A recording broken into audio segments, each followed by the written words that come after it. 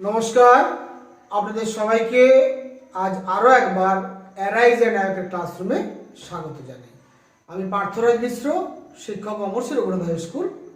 আমার স্নেহের ছাত্রছাত্রীরা, তোমরা জানো আমি বিগত কয়েকদিন যাবৎ ক্লাস 11-এর জিওগ্রাফি প্র্যাকটিক্যালে মানচিত্র এবং স্কেল এই চ্যাপ্টার নিয়ে আলোচনা করছি। তোমরা ইতিমধ্যেই জেনে গেছো যে এবছর 10ই মার্চ থেকে 31শে মার্চের মধ্যে বিদ্যালয়ের তৈরি করা সূচি অনুযায়ী বিদ্যালয়ের শিক্ষক মহাশয়ের হাতে তৈরি প্রশ্নপত্রের সাহায্যে বিদ্যালয়ের বিষয় শিক্ষক মহাশয় যে সমস্ত প্র্যাকটিক্যাল বিষয়গুলো শিখিয়ে দেবেন সেই নির্দিষ্ট কতগুলো বিষয়ের উপরে পরীক্ষা নেওয়া হবে 10ই মার্চ থেকে 31শে মার্চের মধ্যে ক্লাস 11 এবং ক্লাস 12-এর প্রত্যেকটি প্র্যাকটিক্যাল বেসড সাবজেক্টের উপর। সেই কথা মাথায় রেখে আমি আজ ক্লাস 11-এর যে প্রথম প্রশ্নটা এবারে উচ্চ মাধ্যমিক শিক্ষা সংসদ ছাত্রদের শেখাতে বলেছেন এবং পরীক্ষা নিতে বলেছেন, প্রশ্ন করতে বলেছেন, সেটা হচ্ছে স্কেল বা রৈখিক স্কেল অঙ্কন, drawing of linear scale. Drawing of linear scale এটা হচ্ছে 4 নম্বরের একটা প্রশ্ন পড়বে এবং লিনিয়ার স্কেল থেকে একটা 1 নম্বরের এসএ কিউ বা অতি সংক্ষিপ্ত উত্তরী প্রশ্ন একটা পড়বে।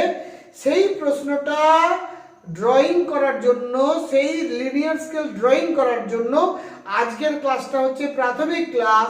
আজকের ক্লাসটা বুঝে নিলে ড্রয়িং করাটা শেখা সহজ হবে। তাই আগামী দিন আমি একটা নির্দিষ্ট প্রবলেমকে সলিউশন করে, নির্দিষ্ট প্রবলেমের সলিউশন করে সেই সলিউশনের অ্যান্সার অনুযায়ী একটা লিনিয়ার স্কেল এঁকে তোমাদের দেখাবো। তার আগে কিন্তু এই লিনিয়ার স্কেল বা রৈখিক স্কেল এই ব্যাপারটা কি, অর্থাৎ রৈখিক স্কেল কাকে বলে, রৈখিক স্কেলের সংজ্ঞা কি, রৈখিক স্কেলকে আমরা কতগুলো ভাগে ভাগ করতে পারি, রৈখিক স্কেলকে যে ভাগ করছি সেই ভাগগুলোকে আমরা যে বিভাজন করব, একটা সরলরেখাকে যে নির্দিষ্ট ভাগে বিভাজন করব, সেই রৈখিক স্কেলের একটা নির্দিষ্ট সরলরেখাকে নির্দিষ্ট দূরত্ব অনুসারে বিভাজন করার পদ্ধতিগুলো কি কি, আজকে সেই বিষয়ে নিয়ে আলোচনা করব। অর্থাৎ দেখো, রৈখিক স্কেলের সংজ্ঞা, রৈখিক স্কেলের বিভাজন এবং রৈখিক স্কেলের বিভাজন পদ্ধতি, এই 3টে বিষয় মূলত আজকের ক্লাসে আলোচিত হবে। তবে গিয়ে আগামী দিনের ক্লাসে তোমরা একটা নির্দিষ্ট প্রবলেম অনুযায়ী রৈখিক স্কেল বা লিনিয়ার স্কেল বা যাকে আমরা সিম্পল স্কেলও বলতে পারি সেটা তোমরা অঙ্কন করতে পারবে। তাহলে তো প্রথমে দেখে নাও রৈখিক স্কেলের সংজ্ঞাটা কি, রৈখিক স্কেল কাকে বলে। না, আমরা কিন্তু এর আগে প্রথম দিনের ক্লাসে ব্যাখ্যা করেছিলাম স্কেল কত প্রকার এবং কি কি। সেখানে আমরা দেখেছিলাম লৈখিক স্কেল 4 প্রকার। সেখানে আমরা পড়েছিলাম রৈখিক স্কেল, তুলনামূলক স্কেল, ভার্নিয়ার স্কেল।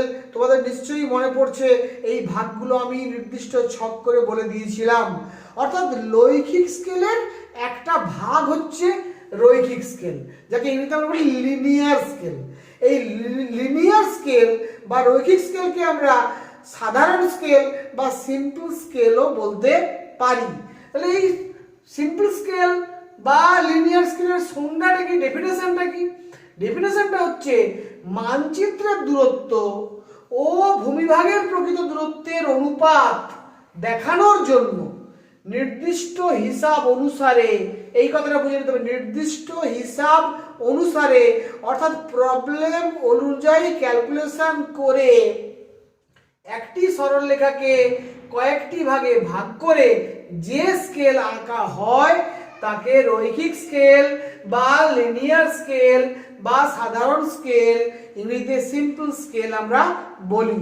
আমি আরো একবার সংজ্ঞাটা ভালো করে দেখতে বলবো। মানচিত্রের দূরত্ব ও ভূমির প্রকৃত দূরত্বের অনুপাত দেখানোর জন্য নির্দিষ্ট হিসাব অনুসারে অর্থাৎ নির্দিষ্ট প্রবলেমের নির্দিষ্ট ক্যালকুলেশন অনুসারে একটি সরলরেখাকে কয়েকটি ভাগে ভাগ করে যে স্কেল আঁকা হয় তাকেই আমরা রৈখিক স্কেল বা লিনিয়ার স্কেল বলতে পারি। এই রৈখিক স্কেলের কটা ভাগ আছে, বিভাজন কি কি? না, রৈখিক স্কেলের মূলত 2টি ভাগ, একটা হচ্ছে মুখ্য ভাগ অপরটি হচ্ছে গৌণ ভাগ। মুখ্য ভাগকে আমরা প্রাথমিক ভাগ বলতে পারি, ইংরেজিতে আমরা বলতে পারি প্রাইমারি ডিভিশন, আর গৌণ ভাগকে আমরা বলতে পারি সেকেন্ডারি ডিভিশন। তাহলে বোঝা গেল রৈখিক স্কেলের দুটো পার্ট, দুটো অংশ, একটা মুখ্য ভাগ, একটা গৌণ ভাগ। এবারে মুখ্য ভাগ বলতে আমরা কি বুঝি? মুখ্য ভাগের বৈশিষ্ট্যগুলো কি কি? না, মুখ্য ভাগ হলো রৈখিক স্কেলের প্রধান অংশ। মুখ্য ভাগ ভূমিভাগের দূরত্বের প্রাথমিক অংশগুলোকে নির্দেশ করে। মুখ্য ভাগ ভূমিভাগের দূরত্বের প্রাথমিক অংশগুলোকে নির্দেশ করে। আর গৌণ ভাগটা কি? না, গৌণ ভাগ হচ্ছে এই ভাগটা আসলে মুখ্য ভাগের ক্ষুদ্র অংশ। একটা মুখ্য ভাগের ক্ষুদ্র অংশকে আমরা গৌণ ভাগ বলে থাকি। তাহলে মুখ্য ভাগ হলো রৈখিক স্কেলের প্রধান অংশ, আর গৌণ ভাগ হলো মুখ্য ভাগের ক্ষুদ্র অংশ। নিশ্চয়ই দুটো কথা ভালো করে বুঝতে পারছো। মুখ্য ভাগ হলো রৈখিক স্কেলের প্রধান অংশ, আর গৌণ ভাগ হলো মুখ্য ভাগের ক্ষুদ্র অংশ। এখানে মনে রাখতে হবে মুখ্য ভাগের দৈর্ঘ্য গৌণ ভাগের দৈর্ঘ্যের দ্বারা পূর্ণ বিভাজ্য হতে হবে। আমি আবার বলছি, মুখ্য ভাগের দৈর্ঘ্য গৌণ ভাগের দৈর্ঘ্যের দ্বারা পূর্ণ বিভাজ্য হতে হবে। এটা কিন্তু মনে রাখা দরকার। তাহলে আমরা রৈখিক স্কেল কাকে বলে বুঝলাম, রৈখিক স্কেলের কটা পার্ট বা কটা অংশ আছে সেটা আমরা বুঝলাম। এবারে যেটা আমরা জানবো সেটা হচ্ছে রৈখিক স্কেল অঙ্কনের জন্য একটা সরলরেখাকে আমরা কি কি পদ্ধতিতে বিভাজিত করতে পারি, অর্থাৎ যে সুনির্দিষ্ট মাপ অনুসারে আমরা যে একটা সরলরেখাকে একেবারে নিখুঁতভাবে বিভাজন করব, সেই নিখুঁত বিভাজন করার পদ্ধতিটা আছে দুটো। কি কি পদ্ধতি? এক নম্বর পদ্ধতি হচ্ছে সূক্ষ্মকোণের সাহায্যে বিভাজন পদ্ধতি, আরেকটা হচ্ছে লম্ব এঁকে বিভাজন পদ্ধতি। একটা হচ্ছে সূক্ষ্মকোণের সাহায্যে বিভাজন পদ্ধতি, একটা হচ্ছে লম্ব এঁকে বিভাজন পদ্ধতি। তোমাদেরকে বলে রাখি, সূক্ষ্মকোণের সাহায্যে বিভাজন পদ্ধতি সাধারণত মুখ্য ভাগ অঙ্কন করার জন্য ব্যবহার করা হয়, এবং লম্ব এঁকে বিভাজন পদ্ধতি সাধারণত গৌণ ভাগ অঙ্কন করার সময় ব্যবহার করা হয়। তাই দুটো বিভাজন পদ্ধতি আমাদের শিখে রাখতে হবে। তাহলে প্রধান একটা সরলরেখাকে যখন আমরা মুখ্য ভাগ অনুসারে কয়েকটি ভাগে ভাগ করব, তখন আমরা সূক্ষ্মকোণের সাহায্যে বিভাজন পদ্ধতিকে ব্যবহার করব। যখন একটি মুখ্য ভাগকে আবার কতগুলো ক্ষুদ্র ক্ষুদ্র গৌণ ভাগে ভাগ করব নির্দিষ্ট ক্যালকুলেশন অনুযায়ী, তখন আমরা লম্ব এঁকে বিভাজন পদ্ধতি ব্যবহার করলে আরো সুবিধাজনক হবে। তাই দুটো বিভাজন পদ্ধতি আমাদের শিখে রাখতে হবে। কেমন করে আঁকতে হয় আমি চট করে বলে দিই, তাহলে আগামী দিনের ক্লাসটা তোমাদের কাছে খুব সহজ হয়ে যাবে। আঁকার পদ্ধতি কি না, যে সরলরেখাটাকে আমাকে বিভাজিত করতে হবে, ধরে নাও এই ছবিতে এম এবং এন একটা সরলরেখা, এম এবং এন এই সরলরেখাটাকে আমরা বিভাজিত করব। এই সরলরেখাটাকে ক ভাগে বিভাজিত করব? আমরা এই সরলরেখাটাকে আমরা বিভাজিত করব 6 ভাগে। ক ভাগে বিভাজিত করব? 6 ভাগে। তাহলে এম এর সরলরেখাটা আমরা এঁকে নিলাম নির্দিষ্ট মাপ অনুসারে। টোটাল স্কেলের যে মাপ সেটা আমরা ক্যালকুলেশন করে যেটা পাবো সেইটা হচ্ছে এম এন এর মাপ, আমরা এঁকে নিলাম। এই মাপটাকে আমাকে ধরো 6টি মুখ্য ভাগে বিভাজন করতে হবে, প্রশ্নে বলা আছে। তাহলে 6টি বিভাজন করতে গেলে আমি কি করব না, এম বিন্দুতে আমি চাঁদা বসিয়ে, প্রোটেক্টর বসিয়ে আমি একটা 20 থেকে 45 ডিগ্রি যে কোনো মাপের কোণ এঁকে নেব। কি করব? এম বিন্দুতে প্রোটেক্টর বসিয়ে 20 ডিগ্রি থেকে 45 ডিগ্রি কোণের মধ্যে যে কোনো মাপের আমরা একটা কোণ এঁকে নেব। এবার আমরা কি করব? ডিভাইডারের সাহায্যে যে কোনো মাপ নিয়ে, ডিভাইডারের সাহায্যে যে কোনো মাপ নিয়ে 6টি দাগ কেটে নেব। A B C D E এবং এফ, এই 6টি দাগ আমরা কেটে নিলাম। সমান মাপের 6টি দাগ ডিভাইডারের সাহায্যে আমরা কেটে নিলাম। এবারে কি করব? যেটা সর্বশেষ অংশ অর্থাৎ এফ বিন্দু, এই এফ বিন্দুর সঙ্গে এন বিন্দুটাকে আমরা স্কেল দিয়ে যুক্ত করে দেব। তাহলে এফ এন সরলরেখা আমরা পেয়ে গেলাম। এবারে আমরা কি করব? এই এফ এন সরলরেখার উপরে আমরা কিন্তু যদি যাকে বলা যায়, আমরা কি বলতে পারি এটাকে, আমরা যদি এটাকে এর উপরে যদি আমরা খুব সহজ করে বললে যেটা আমরা বলতে পারি, যদি সরি একটুখানি আমি আমার একটুখানি সেট স্কোয়ার, সরি আমার এই কথাটা টার্মটা মনে পড়ছিল না বলে একটু প্রবলেম হয়েছে, প্লিজ ডোন্ট মাইন্ড, আমাকে সবাই ক্ষমা করো। সেট স্কয়ার আমি বসালে এই সেট স্কয়ারের সাহায্যে, আমার এই সেট স্কয়ার টার্মটা মাথায় আসছিল না, তোমরা কিন্তু কেউ কিছু মনে করো না। সেট স্কয়ারটা যদি আমরা বসাই এফএন সরলরেখার উপরে, সেট স্কয়ারের সাহায্যে কিন্তু আমরা এই সমান্তরাল সরলরেখাগুলো অঙ্কন করতে পারবো।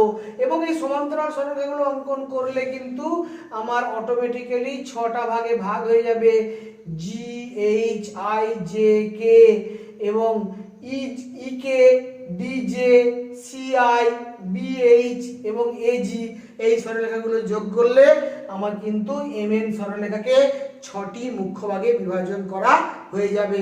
এটাই হচ্ছে সিস্টেম। এরপরে যদি আমরা এই 6টি মুখ্য ভাগের যে কোনো একটি ভাগকে আমরা কি করতে পারি, ধরে নাও এখানে আমি এম এন দিয়ে বলেছি, এম এন দিয়ে না বলে এই এম জি কে যদি আমরা বিভাজন করি, আমি এমজি কেই ধরে না কেন এমএন বলে বলছি, আমি এর মাপটা আলাদা, এই মাপটার সঙ্গে এক নয়, আমি জাস্ট বোঝানোর জন্য বলেছি, নিশ্চয়ই বুঝতে পারবে। এটাকে আমরা কি করব, মুখ্য ভাগ একটা এমএন, একটা মুখ্য ভাগ এমএন, এখানকার এমজি সমান এখানে এমএন, এখানকার এমজি সমান এমএন, এখানকার জিএইচ সমান ওখানে এমএন, এখানে এইচআই সমান ওখানে এমএন ধরে নাও। তাহলে এই এমএন, এই যে একটা মুখ্য ভাগ, এটাকে যখন আমি আরো তার ভেতরে 3টে গৌণ ভাগ করব, আমি এম বিন্দুর উপরে একটা লম্ব আঁকবো, এন বিন্দুর উপরে একটা নিচের দিকে লম্ব আঁকবো, এরপরে আমি যে কোনো মাপ নিয়ে এ বি সি 3টে কেটে নেব, একই মাপ নিয়ে এন বিন্দুতে বসিয়ে জি এইচ আই কেটে নেব, এবারে C N B G A H এবং এম আই, এই 4টে সরলরেখাকে যুক্ত করে দিলে আমরা কিন্তু 3 ভাগে সরলরেখাটাকে বিভাজিত করে দিতে পারবো। এটাকে বলা হচ্ছে লম্ব একে বিভাজন পদ্ধতি।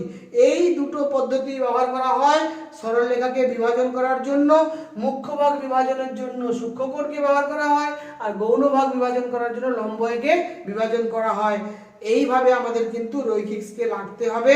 আগামী দিনের ক্লাসে একটা সুনির্দিষ্ট প্রবলেম অনুসারে ক্যালকুলেশন করে প্রথম রৈখিক স্কেলের মোট দৈর্ঘ্য বের করে তার সেটাকে যটা মুখ্য ভাগে ভাগ করতে বলা হবে তটা মুখ্য ভাগে ভাগ করে প্রতিটি মুখ্য ভাগকে আমরা আবার একটি মুখ্য ভাগকে আবার নির্দিষ্ট কতগুলো গৌণ ভাগে বিভক্ত করে ছবি এঁকে তোমাদের শেখাবো কেমন করে লিনিয়ার স্কেল বা রৈখিক স্কেল বা সিম্পল স্কেল বা সাধারণ স্কেল ড্রয়িং করতে হয়।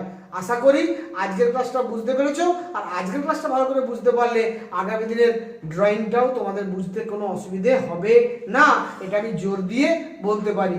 তাই ধারাবাহিকভাবে আমি তোমাদের প্র্যাকটিক্যালের ক্লাসগুলো যেভাবে আপলোড করছি, তোমরা কিন্তু প্রতিটি ক্লাস প্রথম থেকে শেষ পর্যন্ত আগাগোড়া মন দিয়ে দেখো। এবং তার আগে কিন্তু প্রত্যেকটা ভিডিওর ডেসক্রিপশন বক্সে এবং পাবলিক কমেন্ট বক্সে গুগল ড্রাইভের যে লিঙ্কটা দেওয়া থাকবে, সেই গুগল ড্রাইভের লিঙ্কটাকে ক্লিক করে বোর্ডের এই ছবিটাকে স্পষ্টভাবে দেখতে পাবে এবং বোর্ডের লেখাগুলোকে খাতায় নোট করে নেবে। তাহলে তোমাদের ঘরে বসেই প্র্যাকটিক্যাল শিক্ষা হয়ে যাবে। অনলাইনে প্র্যাকটিক্যাল ক্লাস করা যায় না, তা সত্ত্বেও আমি তোমাদের জন্য অত্যন্ত কষ্ট করে এই আয়োজন করেছি। তোমরা কিন্তু চেষ্টা করো ঘরে বসে বিষয়টাকে করে নেওয়ার, বুঝে নেওয়ার। এই কথা বলে সবাইকে আমার তরফ থেকে যথাযোগ্য স্থানে সম্মান, শ্রদ্ধা এবং ভালোবাসা জানিয়ে আজকের ক্লাস এখানে শেষ করছি। Thank you very much. একটা শুধু অনুরোধ থাকবে, এখনও যদি চ্যানেলটিকেও সাবস্ক্রাইব না করে থাকেন চ্যানেলটি সাবস্ক্রাইব করে নেবেন এবং বেল আইকনটি ক্লিক করে অল নোটিফিকেশনটি অন করে নেবেন। এই অনুরোধ জানিয়ে সবাইকে শুভরাত্রি জানিয়ে আজকের ক্লাস এখানেই শেষ করছি। Thank you very much.